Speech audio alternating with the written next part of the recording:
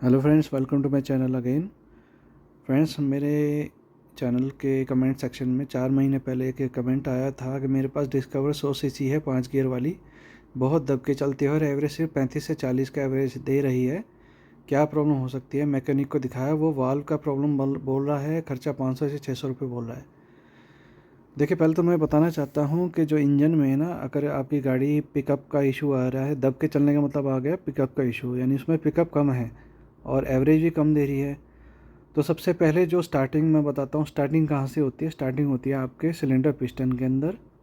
आपके cylinder piston का और वाल्व का इशू हो सकता है। देखिए, अगर मैंने आपको बताया था कि जो है सिलेंडर की, आपका अगर पिस्टन, मान लीजिए आपका अगर पिस्टन, सिलेंडर पिस्टन 20,000 किलोमीटर पहले डला है, या आपका डला ही नहीं है, 20,000 किलोमीटर आपने गाड़ी चला दी, उसके बाद ही अगर ये इशू आ रहा है, धीरे धीरे करके अगर ये इशू आना शुरू हुआ है, तो फिर सिलेंडर पिस्टन का इशू हो सकता है। पर अगर मान लीजिए आपका सेम इशू आपको लग रहा है 1 हफ्ते के अंदर आ गया है, या एकदम से आ गया, 2-3 दिन के अंदर आ गया है, तो फिर वाल्व का इशू हो सकता है। तो अगर धीरे धीरे करके, अगर वो धीरे धीरे एवरेज कम होती चली गई 1 महीने में या 2 महीने में, 3 महीने में, और धीरे धीरे पिकअप भी कम होता चला गया है, तो फिर सिलेंडर पिस्टन का इशू हो सकता है। तो देखिए, अगर सिलेंडर, अगर आपने बोर कराया, बोर करा रहे हैं, आप सिलेंडर को बोर करा रहे हैं, तो पिस्टन को इतना टाइट बोर कराना ज़रूरी होता है कि वो, हम पिस्टन डालें सिलेंडर में और नीचे ना चला जाए अपने आप, उसके अंदर पिस्टन डालते हो नीचे ना चला जाए, एकदम पार ना कर जाए उसको। वो इतना होना चाहिए पिस्टन, उसका सिलेंडर पिस्टन जो है इतना होना चाहिए कि उंगली लगाने पे आराम से नीचे, उंगली लगाने पे नीचे चला जाए। ऐसा नहीं होना चाहिए कि हमने डाला और नीचे एकदम पहुंच गया। अगर ऐसा हो रहा है तो आपका बोर सही नहीं हुआ है। दूसरी बात, जो हम गाड़ियों की जो किट लाते हैं, पूरी सिलेंडर और पिस्टन की पूरी किट आती है जो, या फिर हमने किट अगर बाहर से ले ली, सिलेंडर हमने नया बाहर से ले लिया, तो उसमें भी जो है मैन्युफैक्चरिंग डिफ़ेक्ट होता है। वो डिफ़ेक्ट क्या होता है कि जो कंपनी मैन्युफैक्चरर होता है वो सिलेंडर को एक्स्ट्रा बोर करके देता है ताकि उसके इंजन में सीज़ की प्रॉब्लम ना आए, उसके पिस्टन सिलेंडर में सीज़ की प्रॉब्लम ना आए। कई बार क्या होते हैं कि लोग जो हैं सिलेंडर लगाया और गाड़ी को एकदम तेज़ भगाने लगते हैं, जल्दी तुरंत तेज़ भगाने लगते हैं। उस केस में उसमें पॉलिश नहीं हो पाती और ढंग से जो है रवा नहीं होता इंजन, उसमें इंजन जो नहीं बैठ पाता, सिलेंडर पिस्टन रिंग नहीं बैठ पाती हैं सही से। तो फ्रिक्शन ज़्यादा होने की वजह से जो पिस्टन जो है एल्यूमिनियम का मेल्ट हो जाता है घिस के, और वो जो है चिपक जाता है, जिससे इंजन सीज हो जाता है। तो इस केस में आपको यहाँ ध्यान रखना है कि जो आप सिलेंडर बोर कराएं तो सही से बोर कराएं। दूसरी बात, देखिए, अगर आपकी गाड़ी 50,000, 60,000 या लाख किलोमीटर चल चुकी है, और लाख किलोमीटर तक भी अगर अब आपके वाल्व चेंज नहीं हुए हैं, तो फिर क्या कंडीशन है? फिर आपको क्या करना है? वाल्व चेंज नहीं हुई है या सीट नहीं कटी है, वाल्व की सीट होती है वो ग्राइंड नहीं हुई है, तो मैं ये कहना चाहूँगा कि अगर आप 60,000 के आसपास, अगर आप अपने 60,000 किलोमीटर पे या 60,000 किलोमीटर के ऊपर अगर आप अपनी गाड़ी का जो है टॉप एंड करा रहे हैं, रिबिल्ड करा रहे हैं, यानी कि सिलेंडर पिस्टन का काम करा रहे हैं, और 60,000 तक भी आपने वाल्व की सीट नहीं कटवाई है और नए वाल्व नहीं डलवाए हैं, तो 60,000 पे सिर्फ आपको वाल्व नहीं डलवाने हैं, वाल्व के साथ साथ आपको सीट भी कटवानी है उसकी। वाल्व को हल्का सा ग्राइंड कराना है, वो सीट को हल्का सा ग्राइंड कराना है। और ये जो सीट काटने का जो टूल है, ये मैकेनिक के पास या खराद वाले के पास होना ज़रूरी है। जनरली क्या करते हैं लोग कि आपके जो सिलेंडर होता है उसमें वाल्व डाल के, उसमें एमरी कंपाउंड लगा के, एमरी पेस्ट लगा के खराद में उसका वाल्व को, उसके वाल्व को खराद मशीन में पकड़ के या ड्रिल मशीन में पकड़ के उसका बड़ी तेज़ी से ऊपर नीचे करके उसको घिस देते हैं। तो घिसने से क्या होता है, अगर आपकी मान लो सीट गोलाई में कटी हुई है, गोल कटी हुई है, तो आपका वाल भी गोल कट जाएगा, वाल भी जो पॉलिश होगा वो गोलाई में पॉलिश होगा, जो कि सही नहीं होता है। एक अच्छे कंप्रेशन, एक अच्छे टाइट सील बनाने के लिए सही नहीं होता है। आपको क्या कराना पड़ेगा? आपको जो जो वाल्व ग्राइंड होता है, वाल्व की सीट बनाई जाती है, कटती है। वो वाल्व की सीट जो है ना, वो एक एंगल पे कटती है, 45 डिग्री के एंगल पे कटती है, और थोड़ा सा एक एंगल और होता है 30 डिग्री या 25 डिग्री, ऐसे सीट को काटा जाता है। तो आप 45 पे भी काट, एक एक स्टेप 45 पे भी काट देंगे हल्का सा, तो सही रहेगा। उसके बाद आप पॉलिश करवाएं उसको, तो सही रहेगा। तो ड्रिल मशीन से पॉलिश नहीं कराना चाहिए, क्योंकि उसका कारण मैं बता देता हूँ कि होता क्या है कि जब ड्रिल मशीन एक ही डायरेक्शन में घूमती है और बड़ी हाई स्पीड पे घूमती है, तो एमरी कंपाउंड होने की वजह से जो सीट होती है वो पॉलिश नहीं होती, उस सीट पे स्क्रैचेस लग जाते हैं। और उसके बाद उसको, मान लीजिए आपने पॉलिश करा लिया, पॉलिश कराने के बाद भी आपको एक काम ज़रूर करना चाहिए, वाल्व को स्प्रिंग वगैरह लगा के उसके रिटेनिंग वो होती है, उसको लगा के वाल्व को सेट करके हेड में, फिर आपको हेड में स्पार्क प्लग लगा के आपको पेट्रोल डाल के देखना चाहिए कि वाल्व लीक तो नहीं है। आप पेट्रोल डालेंगे, उसको पकड़ेंगे, पेट्रोल डालेंगे उसके हेड वाले एरिया में जहाँ गड्ढा होता है, उसमें पेट्रोल डालेंगे। उसके बाद आपको लाइट से, टॉर्च से देखना है कि वाल्व में ऑयल तो नहीं आ रहा है।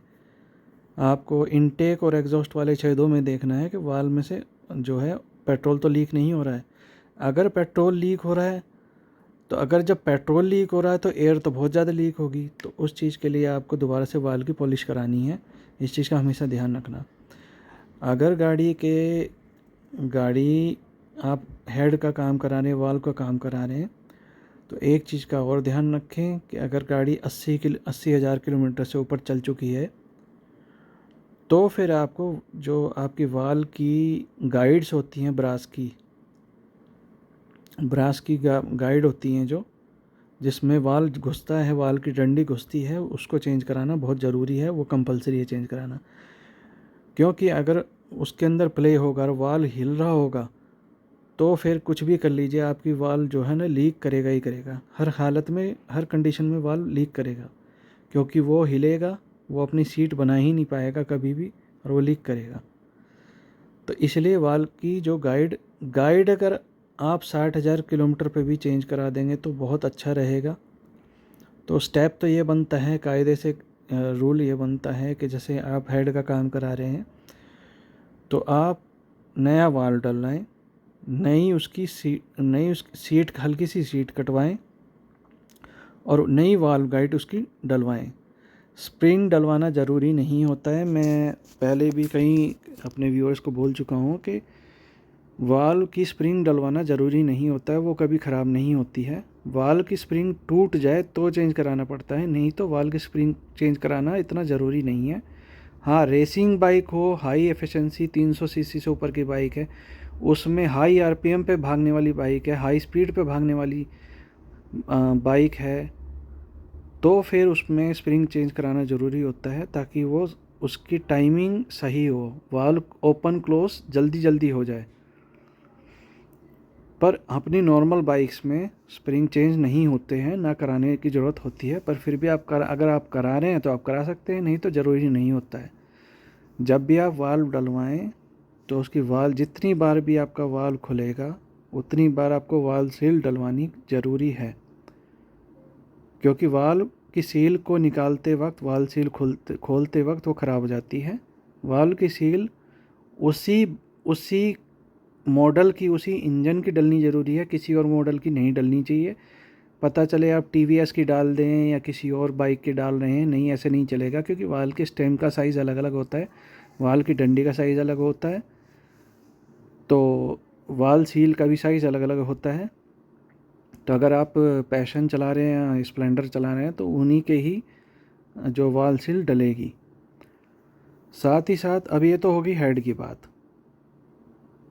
बात हो गई। अब आते हैं हम सिलेंडर के ऊपर। सिलेंडर में जब आप जो रिंग डलवाते हैं, आपको कभी भी ऐसा नहीं करना है कि रिंग आपने चेंज करा दी और काम चल गया, नहीं, ऐसा नहीं करना है। या फिर आपने सिर्फ पिस्टन डलवा दिया, ऐसा नहीं करना है।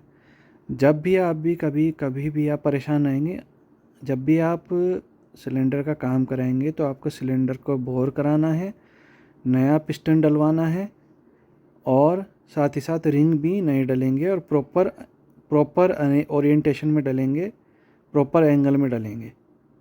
और डालते वक्त कोई भी रिंग जो है बेंड नहीं होनी चाहिए, या रिंग जब हम पिस्टन पे चढ़ाते हैं तो उस टाइम वो बेंड नहीं होनी चाहिए। और जिस टाइम आप पिस्टन डालें तो उसमें पूरी तरह से लुब्रिकेशन होनी चाहिए, चिकनाई बना के डालें।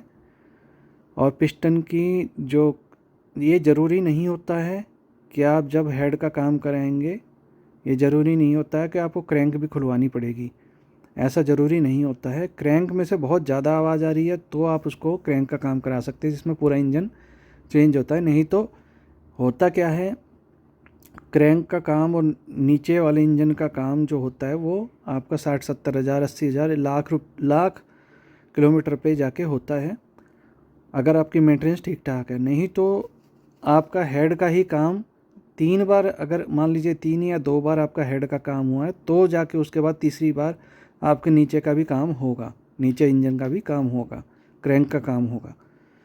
तो 2-3 बार जब आपका सिलेंडर चेंज हो जाता है उसके बाद आपका क्रैंक का काम आता है। इंजन ऑयल जो आपको, इंजन ऑयल का ध्यान रखें, इंजन ऑयल जो है हर 1500 से लेके 2000 के बीच में अगर आप चेंज कराते रहेंगे, चाहे लोकल से लोकल भी डालेंगे तो 1500 से लेके 2000 पे डालेंगे तो आपका इंजन हमेशा मस्त बना रहेगा, अच्छा बना रहेगा, उसमें चिकनाई अच्छी बनी रहेगी, इंजन की लाइफ अच्छी बनी रहेगी। किसी भी गाड़ी को हमें, अगर कोई भी गाड़ी है, अगर वो 80 से ऊपर भागेगी, 70-80 से ऊपर भागेगी तो उसकी लाइफ जो है हमेशा कम हो जाती है और उसमें काम जल्दी आता है। क्योंकि जितनी